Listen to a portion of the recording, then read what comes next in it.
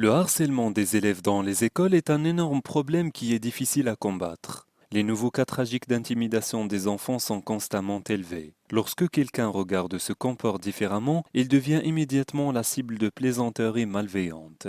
Ceux qui ne sont pas très résistants et ne peuvent pas faire face aux attaques ont tendance à avoir de graves problèmes émotionnels et ont peur d'aller à l'école. Parfois c'est encore pire. Les enfants intimidés tentent de se suicider parce qu'ils pensent que personne ne peut les aider et prendre leur propre vie sera le meilleur moyen de s'en sortir. Anna Camp venait de commencer un apprentissage au lycée, quand quelque chose de terrible lui est arrivé. Un adolescent a versé de la superglue sur sa tête. J'ai senti une sensation de brûlure horrible. Il me semblait que ma tête était en feu. C'était horrible, dit la victime. Mais ce qui est encore plus difficile à accepter pour la jeune fille, c'est qu'il faut lui couper une partie de ses magnifiques cheveux.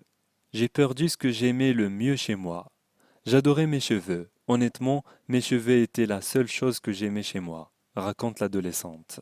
Lorsque la coiffeuse prend connaissance de l'incident et du traumatisme que cela présente pour Anna, elle lui propose de lui couper les cheveux gratuitement et de la rendre encore plus belle que ce qu'elle était avant.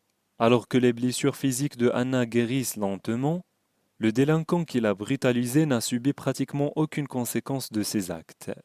Il a été envoyé quelques jours de l'école uniquement parce que le père de Anna, Christian Grimmer, est intervenu plusieurs fois pour demander à ce que justice soit faite pour sa fille. Avec ses parents, Anna a créé une page Facebook, Justice for Anna, pour dénoncer le harcèlement. Leur page reçoit déjà de nombreux messages de soutien.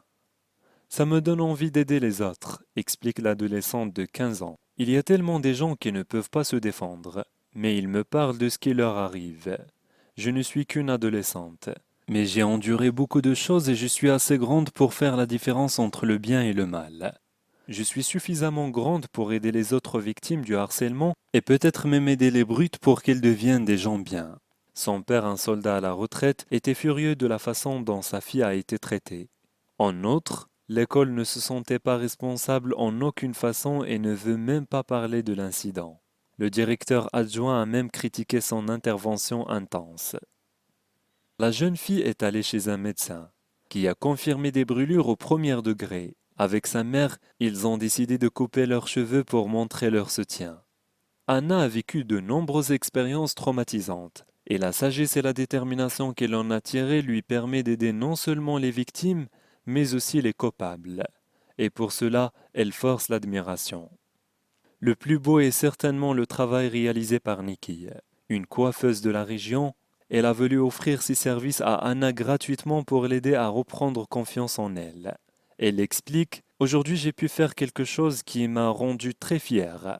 J'ai aidé avec ses cheveux une jeune fille qui a vécu un événement traumatisant à l'école.